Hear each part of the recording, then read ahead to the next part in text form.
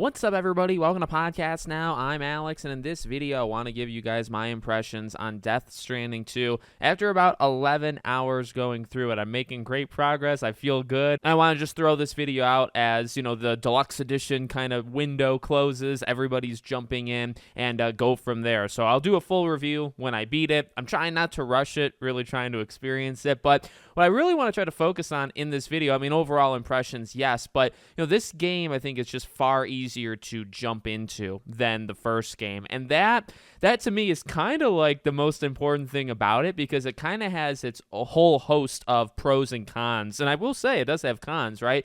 Because of it. So number one, I'm overall enjoying it. It's almost surreal that it's out. As I've talked about in past videos, I played Death Stranding 1 when it first came out and never made it all the way through, but watched the whole story and really loved the story. And then just I'd say about 3 weeks ago, even maybe 2 weeks ago, I went through Death Stranding 1 again from start to finish, and I just got it now. I've always loved the story, but even the gameplay, I learned to respect how the game was built and the intricacies and all that stuff. So to turn around in such short time and go into this game, I feel like it's just so on my mind, right, how the first game played, and then jumping into this one, it is far easier, I feel like, to go in. Now, I've heard it gets a little bit more complex and difficult kind of towards the end of the game, but I would say so far, I think the pacing is very, very good, and even just like the way things are placed in the map. Obviously, there's like the visual aspect, which is truly unreal. They're not using Unreal Engine, but it's absolutely insane how good this game looks. I got to that war setting with like the firecrackers and all that stuff literally last night, and seeing it on my own monitor, it was unbelievable how good it looked. The character models, when you're staring at Norman Reedus and like Leia Sadu, and you're just like having them bounce off each other, right? It's like you are truly almost watching a movie. That's how close it looks to real life. So, look, I'm not a pure visual guy. Like the visuals don't have to be incredible for the game to be incredible, but the visuals, again, in the performance and stuff, I think it helps because it just makes it feel more real. And then when it comes to like the environment, you talk about the world being a character and like worrying about that rock, to your left, that, oh my God, if I trip on that rock, it's game over. That's one thing, but then to have it just look so good, and to go through a sandstorm and to have these freaking earthquakes that you're just driving along and now all of a sudden, the world starts to shake. Having forest fires, I think I've experienced all of the weather effects and like tribulations that are going to happen in this game. It's unbelievable, how good, and I think that enhances it because so much of this game is about traversing, is about getting from point A to point B. So you want it to look good, you want it to look real, feel real, and you'll have all of those kind of smaller moments that I just talked about. So, I think they nailed it. And like I said, with that pacing, I think they're introducing the story much more often, or it feels more often in this game. I've talked to people online where it's like, I don't understand these game journalists that played 30 hours and they said they're only less than halfway through it. The game, I feel like, is shorter than what we were led to believe. I'm on episode 6, and I am doing stuff. Like, it's not like I'm just, I'm trying to get likes up and all this stuff. And I guess why I tell that story is again, like, I think the pacing's good. Like, there are things you can do to extend the runtime, but at the same time, like, meteor deliveries feel like meteor deliveries, but you know what? They don't feel insane. And that, again, goes back to the differences, I would say, between game 1 and game 2. When they warn you, they'll tell you in the game's world, and they'll say, okay, this next delivery is pretty big. Make sure you're like ready for it. And honestly, it wasn't hard like at all. Now, maybe it's just because I was better at this game than I was in the first game. But I also just do think it's easier. The distances are not that bad. The environment is a little bit more welcoming. It's more diverse. You'll go through like these forests and you'll have like these rivers that are going on. But, like there's already so much help from the community. It just doesn't feel as hard. And maybe it's not supposed to be. Like he is a better porter now than he was back then. We are better now. That's one of those like almost combining character with player that I think Kojima does willingly and knowingly do that. Everything's just we're more experienced, we're better at it, so it doesn't feel as complex or as hard. I have a better grasp of the menus and like what to bring on a delivery versus what to leave, things like that. And again, in that way, it's more welcoming. I think, here's the thing. I definitely don't think I would play this without playing playing the first game. I'll talk a little bit more of the intricacies with the story in just a second, but they throw so much at you that it's like, I really think you'd have to play the first game. And I think playing the first game actually helps you, again, almost embrace it and say, you know what? These deliveries aren't even all that half bad. I did far, far worse in the first 10, 15 hours of Death Stranding 1. But in the gameplay, so much has been improved. Like the visuals, yes, but just the movement, I think, is better. Again, like the way they pace out giving you things, you're always unlocking something. And half these things I'm not even using. And it's like, well, you can if you want to. I just don't do it, right? But you're always unlocking new technology. You're always unlocking new upgrades. You're always getting better. And they happen earlier than they did, in the first game. Fighting is a big one. I feel it feels different. Like that's the first word to use. It just feels different whenever you're coming up against enemies. Like in the first game, it was like, oh my God, these mules, like I never even got into fights. And when I did, the game just felt so stiff and so like you're not supposed to be doing this that it was a turnoff. And I think in this game, I mean, obviously everybody's talked about like the Metal Gear Solid thing, right? But not only does Neo look like Snake, but also like the game really can operate like a Metal Gear game if you wanted to. Like you can do stealth all day long. You can use this technology to do decoys and all this stuff. You can also just fight. The shooting is actually pretty, like Sam is not like a natural shooter, so it's not perfect, but like it's pretty fun. Like as a third person shooter, I can get behind it. So in a lot of those ways, even just like, I don't know, climbing up a mountain just feels better now than it did 2 weeks ago when I was playing the first game. Fighting now feels much better than it did 2 weeks ago.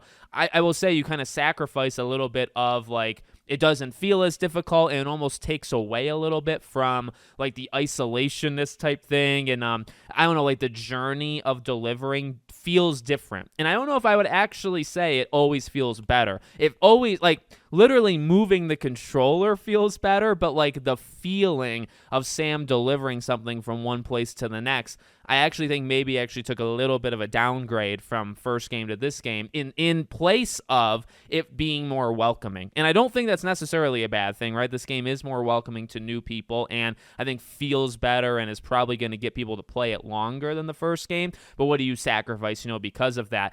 And okay, one thing I do think you sacrifice a little bit that I want to talk about, non-spoiler. Okay, we're not going to spoil anything. I want to talk about the story in that if there's one thing I am disappointed, I think I should say that word because it's just what I feel in my heart. If I'm disappointed in anything in this game is so far, it's the story. Now, let me be clear. There are some amazing moments, and this is where I can't really spoil. Like, it really comes down to character moments. Let's say that. I could actually list off, and I won't because of spoilers, but there's probably 3 or 4 characters that had 3 or 4 moments that are peak, that are some of the best that they have done in this game and the first game. It easily matches, if not exceeds, some things in the first game. So it's like, all right, on one hand, they actually, I feel like they reinvest, right? They almost take away from the main story and they reinvest in the characters and in their own kind of personal things. Again, like it's hard to say, but I mean, they did such a good job with the scenes that I'm thinking about, which just, and this is, by the way, so far. I mean, like one thing has been wrapped up. I won't spoil it. One thing's wrapped, but like, meeting Higgs for the first time, it's like, oh yeah, he's back. Like Troy Baker, one of his best roles, right? Tarman is a little bit of like, okay, this is a slow burn in this character. I didn't love him, and I still don't think I do love him, but where he came from, I really love the way they did it. Just met Rainey, that's fantastic. Just met Tomorrow, that's fantastic. And I think there's room to grow. Sam, I actually do think is a better character instantly, like just like from the beginning. The first game, it was a slow burn because they're kind of telling you, who he is, and just the way he acts obviously is going to be one thing, but it takes a while to get to like the resolution with him. This game is just nope, immediately Sam is one of the better characters, and he wasn't for most of the first game. Fragile has always been a fan favorite and one of my favorites, and she's just good from the jump in this game as well. So I definitely, you might be saying, okay, well, you just said disappointed, but you're saying all these positive things. So those are all good. I would say the big negative is like the main story. There's one very specific thing that happens early on. That's big. That's not a bad thing. Okay, I'm not disappointed in that.